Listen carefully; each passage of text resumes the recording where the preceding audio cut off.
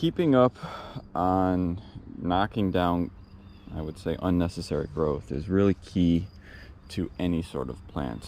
Squash are annoying because they grow so rapidly, and how they grow leads to a lot of potential disease growth because of the way the leaves are on the plant. So if we just look above on this cucumber plant right here, you see nice green ribbing, very good growth and healthy looking leaves.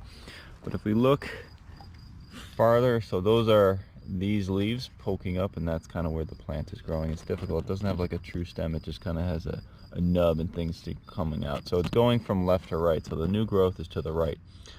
The old growth is to the left, and that's the stem coming directly out of the root. So leaves that are on the bottom here are the ones that were the initial leaves that got the plant to where it is now.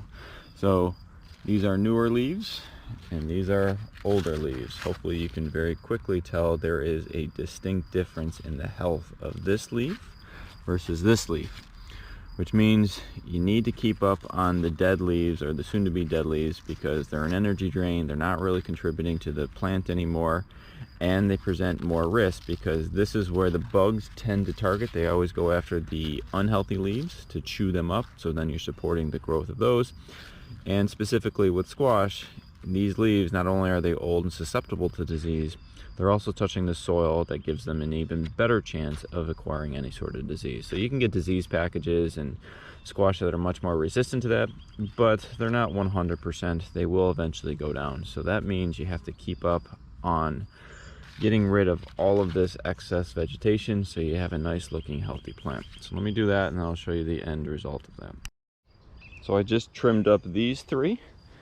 So any leaf that was on the ground or close to the ground, those leaves being the older ones, were all snipped off. So you see all the leaves are up, rising. They're trying to get the sun, leaving behind the fruit just barely on the bottom. So you have good airflow now. You don't have any leaves touching the ground. And so when these things start producing more flowers, the bees will see them much more readily. And when you do trim squash plants, or if you are an aggressive trimmer like I am, you have to pay attention that when leaves are pushed out by plants, they're done not only for the plant reasons of getting more sunshine and supporting the growth, but they're also balancing. So if you take a squash plant and do an aggressive trim, I always leave the stems.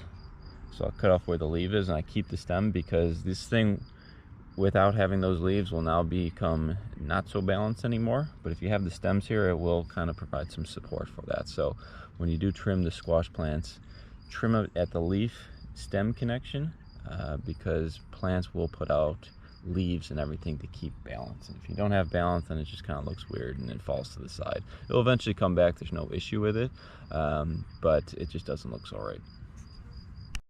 Just wanted to quickly show the after effect. It probably doesn't really show too much with the before and after, but all plants were trimmed and everything harvested, and you can see the extent of what it is. It's a huge pile of leaves, everything taken underneath, and any sort of produce taken. So that's a day's worth. I think there's about 40 squash plants. So this sort of harvest, you can probably, once everything gets going, you can probably get that every other day. So just real quick, just because it just happened, the wind moved, and this is what happens when you start trimming squash plants. The balance is off with the leaves, because the previous leaves that were at the end of these stems gave it that balance. So when you trim like this, everything tends to fall over during the day. It will eventually perk back up in the morning, but just something to be aware of, and that's why I try cutting as least of the stem as I can, just to give it support, but some of them are just not going to happen. So that is how we maintain our squash.